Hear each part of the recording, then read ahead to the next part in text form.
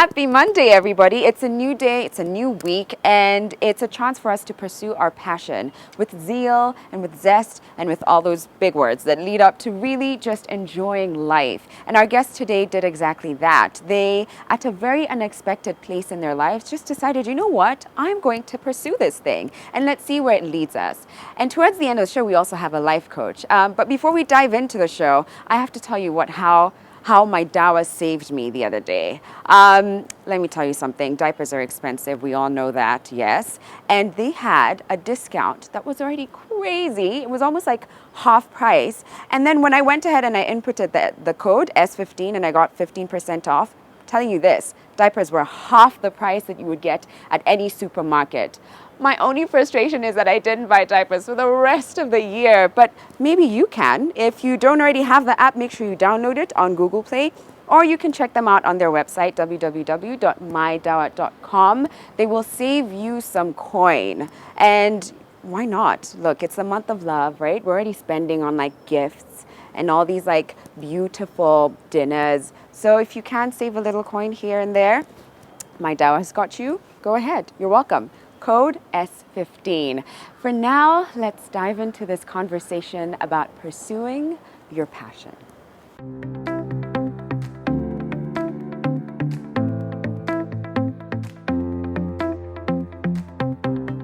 So my first guest story is absolutely incredible, but I'm going to let her share it. Her name is Jaynemary Musyoka, and as you can tell, she's into creating beautiful crocheted toys. Welcome to the show, Jaynemary. How are you doing? I'm doing fine, thank you. Yeah, it's a little chilly today, but it's okay. You'll warm us up with your inspiring story. I'm dressed well. And you're dressed well too. Yeah. Tell me a little bit about your background. I know you had, you owned a restaurant. Your career was predominantly in the catering business. Can you tell me a little bit about that? Well, I was trained in food production. I ran a restaurant for close to 12 years. Okay. Then I closed it, but during that time, I was still doing my crochet. Yeah. I was doing mats. I was doing the wall hangings. Okay. I was doing scarves and baby blankets. Yeah. Then sometimes last year, I got interested in doing the dolls. Okay. Yeah. Wait, but going back to the food production, Yeah. was that at any point your passion? How did you dive into that career path? Food production, anything to do Catering. with food, Yeah. catering, Yeah. I love it. It is your Yeah. one of your passions too. I do. I love cooking. I love tasty food. Yeah. I like trying new things. Okay. Yeah. Okay. Yeah. So why did you then close the restaurant? Was it to do with pursuing this or separate? Circumstances. Okay. Yeah. So you decide to abandon that. And what age was this? How old were you at this point when you decided to leave it behind? That was I was 59. 59. So at 60 Yeah. is when you decide, I'm going to pick up something new. Something I've always wanted to do. Yeah. Something I always enjoy. I like having needles. I like having crocheting. Yeah. Just anything to do with my hands. Yeah. Yeah. So I went back to my old fashion. I started this when I was a little girl, Yeah. standard 3, What? in the village. And I at the- started doing this. This? Yeah. And where did you get this art from? Who was your inspiration or My grandmother. mentor? Okay. Yeah, she used to do cross stitch. It's called. By then, we used to call it cross stitch. It is still cross stitch today. And we get a needle and take ginger. We used to use ginger material. Yeah. It doesn't exist anymore these days. I don't think so. And then we'll go and start doing what she's doing. Okay. And then you lose the needle. Then you go and get thorns Yeah. and make needles from thorns. Whoa. That's when I started doing my crochet stitching. okay. Yeah. Okay. You said class 3. Class 3. So this is something that you had and you kept with you all throughout your life. All through. I have always done that. Right. Yeah. But for you at the time, was it something that you were looking to do full time or professionally, or were you doing it just for the sake of pursuing your just for the sake of it and having Yes, fun? I was doing it because I loved doing it, and I still love doing it. It wasn't something like in future. I never saw myself sticking into needles and wool. Yeah. No, but I knew at any given time in my house, Yeah. you'll always find needles, you'll always find thread, you'll always find materials, you'll always find something that if I'm not doing this, I am not doing this, I'm not doing this, then I'm on the machine, I'm sewing something. Yeah. Okay, so now you said it was in 2017, 2018 where you 2017. 2017, Yeah. where you When I closed the restaurant. closed the restaurant, Yeah. you put the catering business on hold, and you then decide to jump into this. Tell me how did that come to you? Was it automatic, or did you need some time? How did this appear to you as the right path?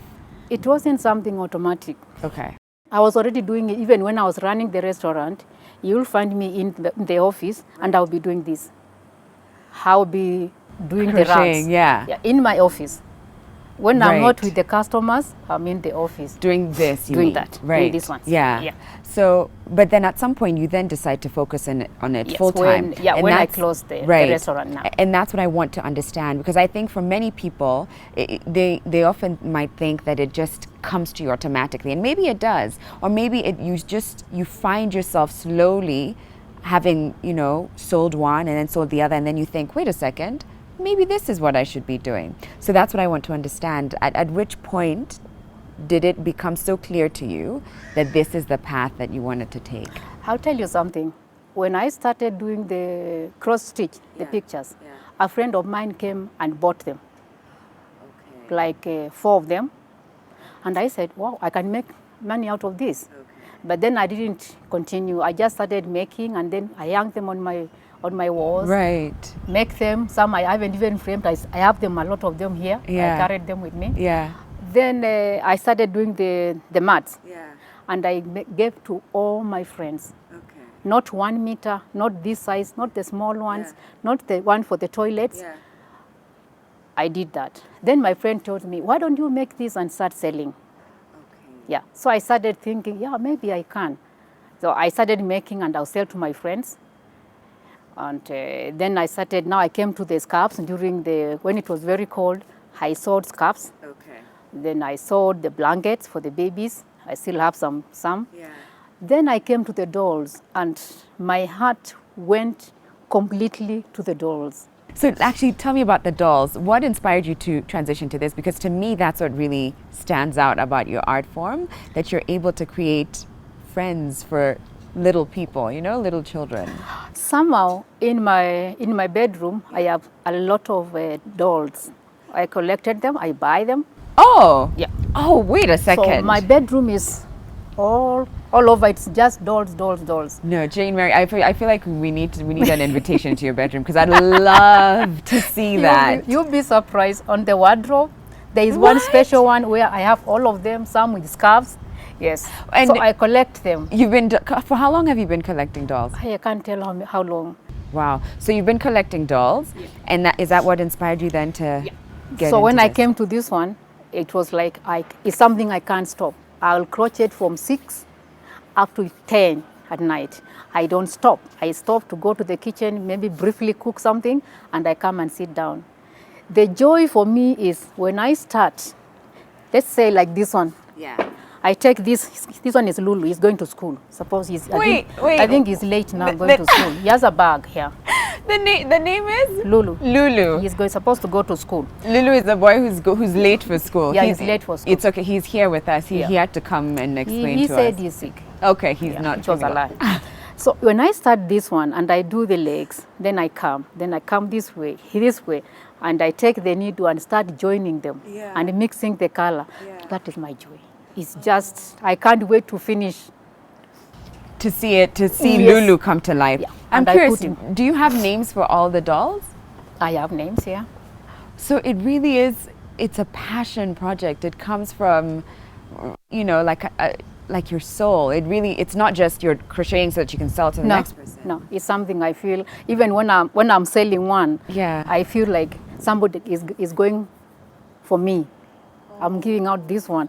I don't want to, but then immediately I do that, I make another one. So to replace that one, so I can see them there in the sitting room. Then like that big one there, Yeah. What's that big one's name? Do you have a name for him or her? she's called Cocky. You really do have a name for everyone. Cocky, Yeah. okay. Cocky, what? Tell me about her. Cocky is, just look at her. Yeah. Very peaceful. Has her little Just got necklace. it. Yeah, she said she wanted necklace, so Yeah. I did for her the necklace. Yeah. I'll make for her a little a scarf. Okay. Yeah, when it is very cold, then she can have that one. Oh, And she sits beautiful. on a sofa set in the sitting room. Right. So you've told me you've shared how this is fulfilling for you, but like anything else in life, I'm sure it has its challenges. What kind of challenges have you faced ever since you started doing this and pursuing your passion? The biggest challenge I face is getting wool and the colors. Okay. Yeah, that one it's a problem because you start something and then you go and find, oh, you can't get this one, this color is finished, and you can't mix the color. Then you're told, okay, come next week, come next week. So at one time, like now, I have 5 different ones, and I don't have the colors for all of them. Okay. Yeah. Okay. That's what I Right. find is. The most frustrating part or challenging part. And what would you say to people who are looking to change careers, change paths, just overhaul a part of their lives, and specifically at a later stage in their lives? Because often that's seen as an impediment. Because you're age X, you cannot do. Because you're this far along in your life, you shouldn't do. And you've obviously gone and just said, all these constructs you've created for me, no. So what would you say to someone? I think the age is in your mind. I don't feel 60. My mind doesn't tell me I'm 60. So my thinking doesn't tell me I'm 60. I'm still the same person. I still have the same passion I had when I was a little girl up to now. So nothing changes. Right. And never to be afraid to start something. Because on a journey, there are so many stops you make. Do you say, okay, this is my last stop, I'm getting out of here? You don't get out because you haven't arrived to where you are going. So I'm on a journey. I stopped with the restaurant, but that doesn't mean it is the end of the journey. I am still on the journey, I'm still going, and I'll continue going. And I continue pursuing my passion. I'm not going to stop. The day I will stop is when I can't hold the needles. I'm doing like this. Then I'll get stronger glasses, big one, and I'll still continue. I love that. I love that. And what great words to end this conversation. That you shouldn't allow your age to say when you stop, or that's when your journey ends. That's but continue. Very true. That's very true. And it might give you corners, shifts. This has to close down, or this has to start now. But the journey never ends. No, it doesn't. When I changed from the food production, restaurant, catering, whatever you think about it, I never felt like I have got to close that chapter completely Right. and start again. Yeah. It was just like I was on a journey. You're on a journey. Because I had paid to go to Nairobi. Why should I alight at Ruiru or Githurai? No. Right, I hear you. And that really, at the end of it, you deserve a happy life. You deserve joy. You deserve peace. And so continue until you find that, and enjoy every moment as you go. That's very true. Oh, thank you. Thank you so much. This has been so exceptional. He needs to go to school now. Lulu needs to go to school. So I'm going to excuse Lulu and his friends. And Jaynemary, thank you so much. This has been so inspiring hearing your story. Thank you. I appreciate it. Thank you. Thank you. Okay, so he's got to go to school. So we're going to say goodbye for now. And we'll be back in a moment with more inspiring stories from people who pursued their passion.